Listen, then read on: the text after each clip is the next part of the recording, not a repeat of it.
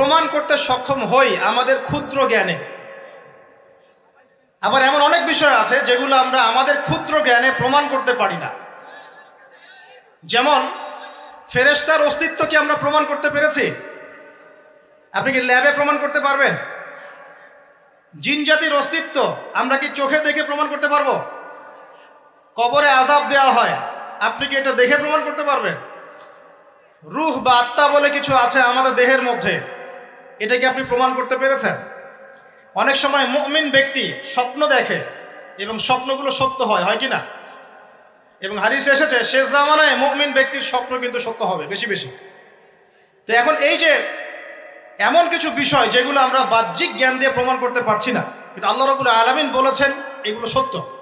আমরা চোখ বন্ধ করে বিশ্বাস করি কি না? বিশ্বাস করেন কি না? জান্নাত দেখেছেন?